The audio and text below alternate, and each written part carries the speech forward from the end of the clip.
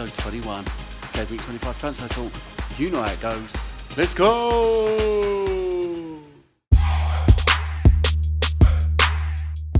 So first on a hot topic, there's two players this week. First up, John Lundstram. And why? Look at that little graphic there. He hasn't played 90 minutes in the last three. He's been there every single week this season, but not now. Besic is coming in, didn't even start the last match, so is it time to get rid? The thing is with Sheffield United, only Liverpool have conceded less. Their defenders are absolutely gold dust. And look at the run of fixtures they've got coming up in the next six. Absolutely brilliant. I mean, would it be a surprise if they got 6 clean sheets on the bounce? I don't think so. So can we really afford to go with John Lundstram if he's not starting? Yes, if he does, he's an attacking midfielder, brilliant. But if he ain't playing, he's just a waste of a spot for Sheffield United defenders. So what I've done is I've made myself a little table, little custom graphic, just with all Sheffield United defenders and how they've performed in the last 6 game weeks. I've got it ordered by XGI, so that's expected goal involvement, that's goals, assists, based on chances in the last 6 weeks, how many you would expect. And so at the top, you've got O'Connell, just 4.6. He's up there because chances created 4, that is only second to Ender Stevens. And look at his XA as well as expected assists, 0.99, he's top for that. There is no doubt, if you watch him, you do an eye test on him, he's overlapping centre-back, but also for corners, he's often the man on the end of them, or he's flicking them on to someone else to put them in. So that's O'Connell. Number 2, Stevens. He's second in the list because look at it, his chances created, 8 of them. Brilliant, top by far, double that of O'Connell who's second. Then we got John Egan, just 4.5, joint cheapest on the list.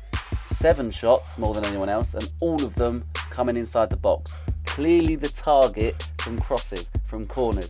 He's the man they're going for. Next up we've got Lundstram, then Basham, and bottom of the list is Baldock. Now a lot of people are saying make the straight switch to Baldock from Lundstram, but looking at these statistics over the last 6 matches, he is not the one you want to go for. He's the trap.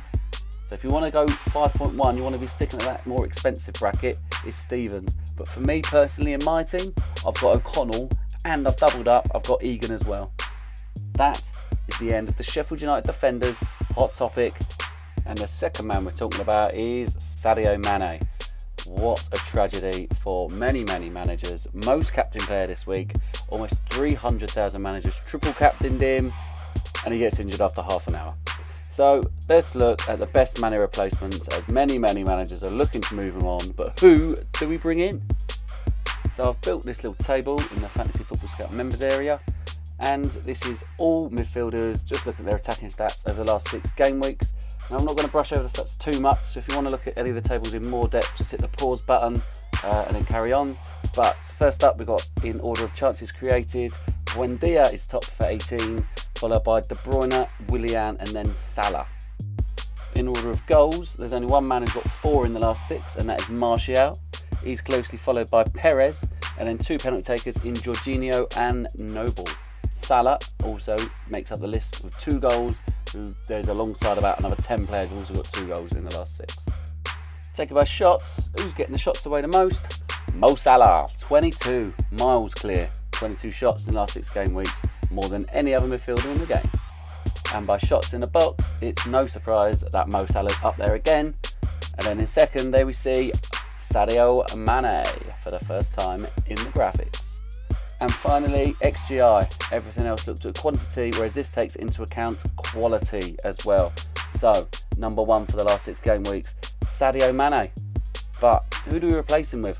Do we go Salah? He's second on the list. People might already have him, but if you don't, the straight switch is pretty simple there, isn't it? But I'll tell you what could be interesting is doing a little downgrade, because up front there is an absolute gem coming up, a gem of a differential. So we could use this opportunity to make some funds, free some funds up. You could easily just go down to De Bruyne, he's on the list, he's a couple of mil cheaper. Martial, he's up there. Raheem Sterling saves a little bit. So, you know, there's plenty of options. Again, feel free to pause the video, take a look. These are the best attacking midfielders in the last 6 game weeks. Hope you've enjoyed those little statistics. And just quickly, finally, here's Klopp's quote. Basically, he's out for West Ham, going to be out for Southampton, could be back after that. That is the end of the hot topic. Hey there, soccer fans. If you're enjoying this content, be sure to click the thumbs up and like the video. You could also say to your friends, hey man, did you watch those FPL app videos on YouTube? And they'll be like, nope. And you're like, well, you should, because he's really, really cool.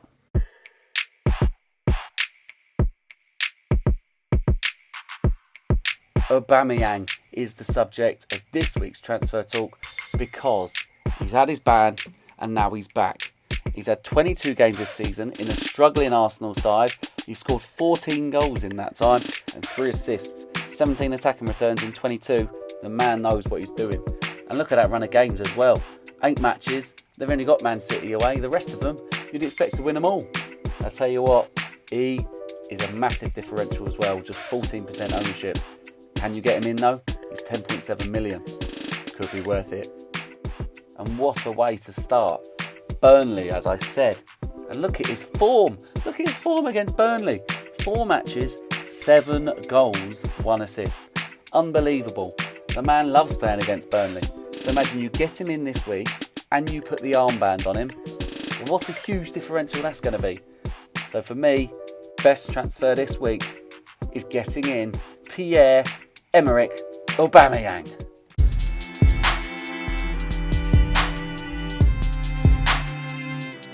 Game week review. Yes, there's still 1 game to go, but here's how many game weeks going so far. 38 points, 2 points above average, a tiny green arrow. This is the wildcard team, how it ended up. Am I happy? Going forwards it should be good, but not been a great week. So obviously Gaeta blank, Tanganga didn't play, not great, Lascelles blank. Alexander-Arnold got his assist, Mane, we all know about that. De Bruyne, class, Trossard benched, Grealish blank. Haller got an assist, got another game. Firmino captain, that differential paid off. Looking at the away stats, finally I look at the stats and it comes in. Happy days. And then Jesus, there is the story. I had Aguero, as you all saw, I had Aguero. Then I looked, I saw the early team news because I follow FPL Subscribe. It gives me the early team news. It says Jesus is starting over Aguero. So I'm like, I'm on wildcard, brilliant. I'm just going to switch him. I'm going to get in Jesus. Well, he goes and misses a pen, doesn't he? And then he gets subbed off for Aguero, and Aguero goes and scores. Oh man, just my luck. But hey ho. That's how the team's at the moment. 38 points, 1 game to go. Hopefully end up with a green arrow. And then next week, we've got Jesus. He's coming straight out with Aubameyang coming in.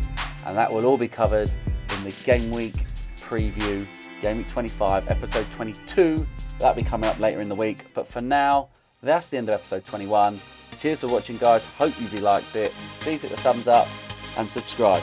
Cheers, guys. Bye-bye.